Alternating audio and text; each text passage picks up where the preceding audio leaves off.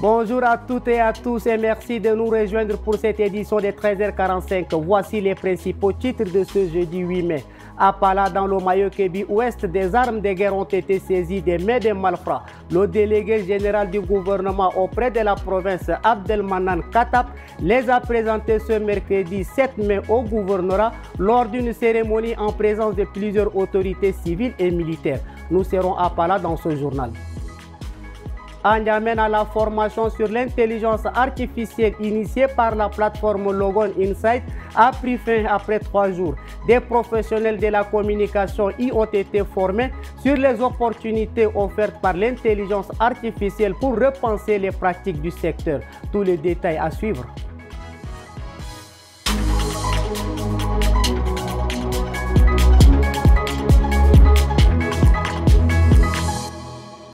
Le délégué général du gouvernement auprès de la province du Mayo-Kébi ouest, Abdelmanan Katap, a présenté ce mercredi des armes de guerre saisies des mains des malfrats. C'était lors d'une cérémonie officielle au gouvernorat en présence de plusieurs autorités civiles et militaires. 3 fusils AKM, 12 chargeurs, plus de 200 cartouches et diverses munitions. Voici le bulletin présenté à la presse locale. Selon le commandant de la Légion du gendarmerie numéro 17 de Pala, colonel Galemi Ousmane Bidala, cette saisie est le fruit d'une double opération menée par les forces de défense et de sécurité. Abderrahman Katap, délégué général du gouvernement, a salué le travail des forces de l'ordre et réaffirme l'engagement des autorités à faire régner la paix dans la province. Nous avons l'obligation de ne pas baisser la garde. Nous allons faire tout pour que ces phénomènes des enlèvements contre rançon soient éradiqués de la province du Mayo-Kébi ouest. Cette opération survient une semaine après la libération des 4 derniers otages. En mission au Tchad, la ministre britannique du développement international, la baronne Jenny Chapman, et son homologue norvégien Asmund Grover Oskrust ont visité cet après-midi le musée national en N'Djamena. Une halte symbolique avant de rencontrer les victimes de la crise soudanaise dont les répercussions continuent de peser sur le pays. Reportage Siemba Ilassem Emmanuel et Abakar Lambert. À peine sortis d'une audience avec le président, les ministres britanniques et norvégiens ont pris la direction du musée national. Objectif, s'imprégner de l'histoire tchadienne, de l'identité d'un peuple et du chemin parcouru. Accompagnés d'un guide, les 2 visiteurs ont découvert les trésors du pays de Toumaï, considéré comme l'un des berceaux de l'humanité.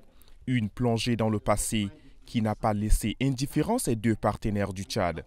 Pour la baronne Jenny Champam, cette visite s'inscrit dans une mission plus large, mesurer l'impact du conflit au Soudan sur le Tchad et renforcer l'engagement britannique face à l'urgence humanitaire.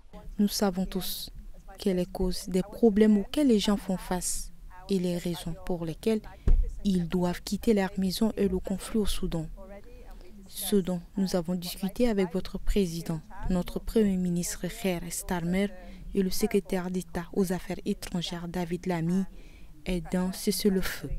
Son homologue norvégien partage cette préoccupation.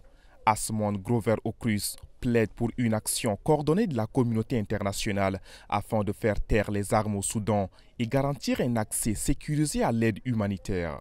Le plus important est d'arrêter la guerre. Nous demandons un cessez-le-feu immédiat et le début d'un processus politique. Notre deuxième demande, sur laquelle nous travaillons avec le Royaume-Uni et avec d'autres pays, notamment en Afrique, c'est l'accès humanitaire. En ce moment, les gens souffrent de cette guerre brutale. Nous sommes aussi ici pour soutenir les ONG, les organisations des Nations Unies et les pays voisins au Soudan dans leur travail pour l'accès humanitaire. Prochaine étape de leur mission, le terrain. Les 2 ministres se rendront dans les zones d'accueil pour évaluer sur place les conditions de vie des réfugiés soudanais et les défis logistiques qui freinent la réponse humanitaire. Clap de fin en N'Djamena pour la formation sur l'intelligence artificielle organisée par la plateforme Logon Insight. Pendant 3 jours, des professionnels de la communication ont été outillés sur les opportunités qu'offre l'intelligence artificielle pour transformer les pratiques du secteur. Fakalbo Absalon et Boyom Krios y étaient. 3 jours d'échange, d'apprentissage et de projection vers l'avenir. En terminant, cette formation sur l'intelligence artificielle a réuni des responsables marketing, des attachés de presse et des communicants venus du public comme du privé.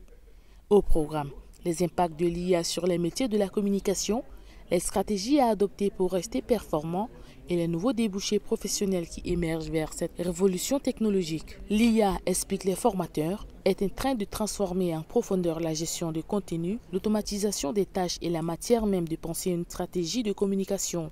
Déjà, c'est la capacité pour eux d'adapter l'IA dans leur organisation respective. C'est déjà de commencer à intégrer l'intelligence artificielle dans leurs process, dans leurs procédures, dans leur façon de travailler et de gagner en performance. Parce que c'est ça que l'IA globalement apporte aujourd'hui. Plus de rapidité dans l'exécution des tâches, une meilleure organisation sur les travaux à faire, une meilleure synchronisation avec les différents départements. Un seul mot d'ordre, anticiper. Car pour ces acteurs de secteur, il s'agit non seulement de s'adapter, mais aussi de prendre une longueur d'avance dans un monde de plus en plus digitalisé. En N'Djamena, un aliment simple et nourrissant gagne en popularité, le dawanké. Ce mélange de farines cuites, souvent agrémenté de gombo et d'autres condiments, séduit toutes les générations. Mais comment se prépare-t-il? Nos reporters Madi Toloum, Israël, Yankinge Karine et Ralombaye Bonaventure ont suivi les étapes de sa préparation aux côtés de Mekonodi Pascaline. Regardez. Face à sa tasse, Pascaline commence par malaxer la farine avec un peu d'eau et du gombo pour obtenir une pâte bien lisse. À côté, une marmite d'eau chauffe déjà sur le feu. Deuxième étape, la pâte est découpée et plongée dans l'eau bouillante. Il faut à peine 2 à 3 minutes de cuisson et voilà le dawa qui est prêt. Pascaline enchaîne ensuite avec la préparation des condiments pour accompagner le plat.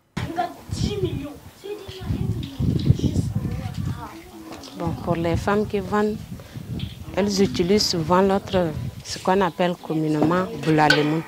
Mais on peut aussi utiliser le jus de citron, un peu d'huile.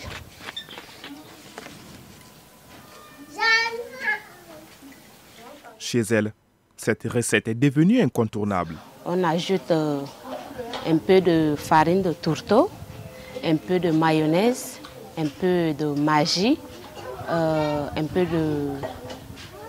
de piment. Mais pour ceux qui vendent, elles utilisent la sauce de piment. Mais comme moi je n'ai pas, j'ai utilisé l'autre farine de piment sèche. On ajoute aussi un peu de sel, pourquoi pas. Et on mélange le tout. Un peu de jus de citron aussi pour bien mélanger. Pour la préparation, Pascaline estime qu'un budget de 1000 francs suffit, à condition d'avoir déjà les condiments à la maison.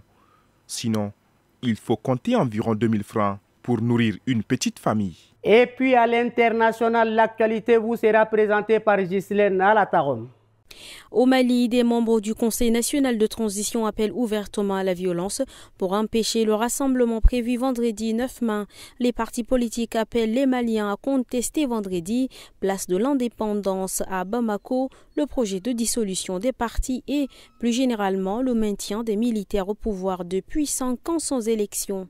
Le non-respect de la Constitution ou encore les taxes injustes et les coupures de courant. Un rassemblement qui se veut pacifique, républicain et démocratique, selon un courrier adressé mardi par les organisateurs au gouvernorat du district de Bamako. Mais des membres du CNT, organe législatif de transition, annoncent dans des vidéos diffusées sur les réseaux sociaux leur volonté de s'y opposer et ne se cachent pas les moyens envisagés.